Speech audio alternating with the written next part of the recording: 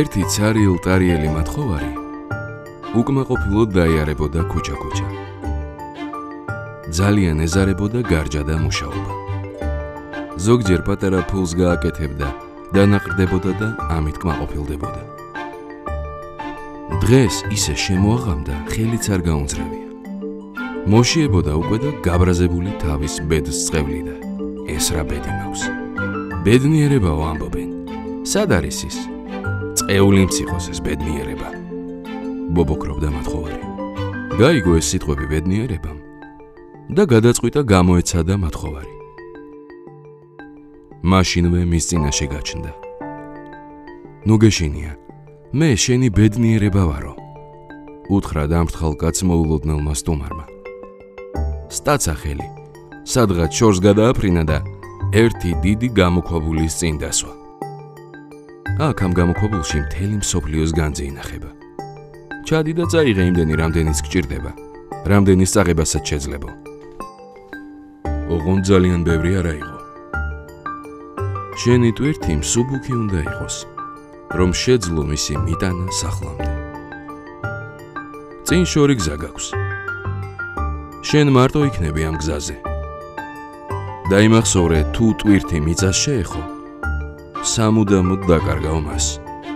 არ იხარბო, იყავი კეთილგონიერი. ამ სიტყვების მერე ბედნიერება გაქრა. ჩავიდა მათხოვარი გამოქვაბულში და გაოგნდა. დაბნეული აცეცებდა თვალებს აქეთ-იქით. ასეთი სიმდიდრე თუ არსებობდა, ვერც წარმოედგინა. აღარ იცოდა რა აეღო. არაფრის დატოვება არ ემეტებოდა. მთელი დღე გამოუსვლელად გაატარა გამოქვაბულში. უზარმაზარი ტომარა გაავსო ყველანაირი განძით. ბოლოს სახლში დაბრუნება გადაწყვიტა. დაღლილი და კმაყოფილი ჩანდა. ოცნებებმა გაიტაცა. წარმოიდგინა, როგორი მდიდარი და პატივსაცემი ადამიანი გახდება მალე. ასეთ მდიდარ სოფელი აღარც ეკადრებოდა. აბა ამ ფეხშიშველა და უშნოდ ჩაცმულ ხალხთან რაღა ესაქმებოდა. დიდ სასახლეს აიშენებს, უამრავი მსახური ეყოლება და თვითონ კი არანაირი საზრუნავი აღარ ექნება. ძლივს ამოზიდა გამოქვაბულიდან განძით დატვირთული ტომარა და სახლისკენ მიმავალ გზას დაადგა. ძალიან მალე მიხვდა, რომ ფეხები აღარ ემორჩილებოდა. ოფლად იღვრებოდა და ძლივს მილოსლოსებდა. ტომარა იმდენად მძიმე იყო, რომ წელში გაშლასაც ვერ ახერხებდა. რამდენიმე ნაბიჯის გადადგმა კიდევ მოახერხა და გაჩერდა. ძალა აღარ ჰქონდა. მისი სახლი კი ჯერ ძალიან შორს იყო. მე ასე ვერ მივაღწევ სახლამდე, გაიფიქრა კაცმა. მოდი ტომარას მიწაზე დავდებ და გორაობა-გორაობით მივიტან. აბა ზურგით ამ სიმძიმის ტარება შეუძლებელია. ფრთხილად გავაგორებ და ნივთებიც არ დაზიანდებაო. ასეც მოიქცა. ფრთხილად დადო ტომარა მიწაზე, გვერდზე წამოაწვინა და ნელა გააგორა. ბედნიერებითა და სიამაყით ახსავსე მიაგორებდა თავის ნადავლს.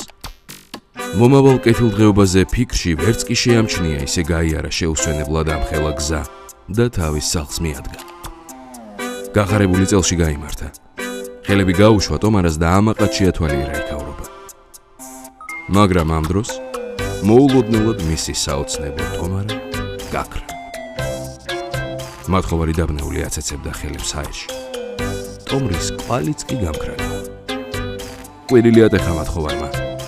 დაწყევლილ ბედისწერაზე მოთქვამდა და თავის უიღბლობაზე გოდებდა. უცებ ისევ გაჩნდა მის გვერდით ბედნიერება. გაბრაზებულმა შეხედა კაცს და წყენით უთხრა.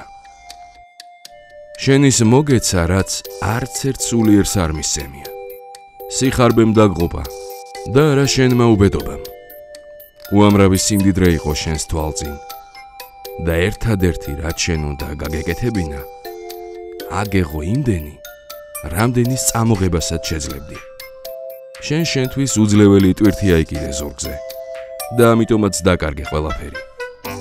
რაც შენი არ არის, არასდროს არ გერგება.